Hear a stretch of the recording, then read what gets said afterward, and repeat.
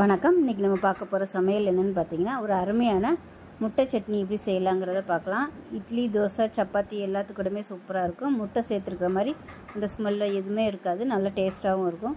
வாங்க இந்த முட்டை சட்னி எப்படி செய்யலாங்கிறத பார்க்கலாம். ஒரு பேன் எடுத்துக்கலாம். இதில் வந்து ஒரு 3 ஸ்பூன் அளவுக்கு எண்ணெய் விட்டுக்கலாம்.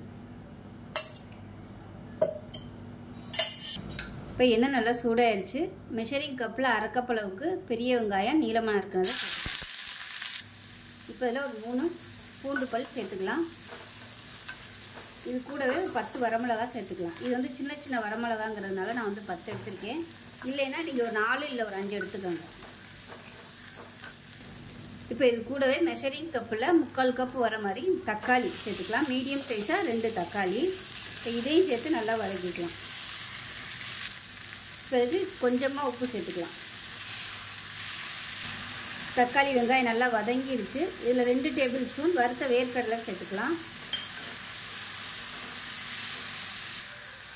இப்போ எல்லாமே நல்லா வதங்கிருச்சு. கேஸ் அமர்த்திட்டேன். ஆறுனதுக்கப்புறம் மிக்ஸி ஜாரில் சேர்த்துக்கலாம். இப்போ தான் மிக்ஸி ஜாரில் சேர்த்துட்டேன். இதில் பார்த்தீங்கன்னா வேக வச்ச முட்டை 2 எடுத்திருக்கேன். அதில் மஞ்சக்கரு மட்டும் எடுத்துகிட்டு வெள்ளைக்கருவை சேர்த்துக்கலாம். இப்போ இது எல்லாத்தையுமே சேர்த்துட்டு நல்லா நைஸாக அரைச்சிட்டு பார்க்கலாம். இப்போ பாருங்கள் நல்லா நைஸாக அந்தளவுக்கு அரைச்சிட்டு வந்தாச்சு.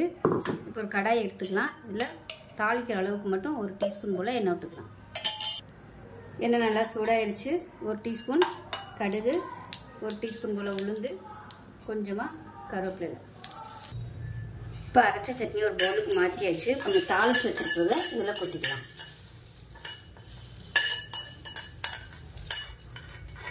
அவ்வளோதான், அருமையான முட்டை சட்னி ரெடி ஆயிடுச்சு. இட்லி, தோசை, சப்பாத்திக்கெலாம் கூட தொட்டு சாப்பிட்றதுக்கு அருமையாக இருக்கும். செஞ்சு பாருங்கள். செஞ்சு பார்த்துட்டு எப்படி வந்துச்சுங்கிறத சொல்லுங்கள். வீடியோ பிடிச்சுன்னா லைக் பண்ணுங்கள், கமெண்ட் பண்ணுங்கள், சேனலை சப்ஸ்கிரைப் பண்ணுங்கள், பக்கத்தில் பெல் பட்டனையும் ப்ரெஸ் பண்ணுங்கள். நன்றி.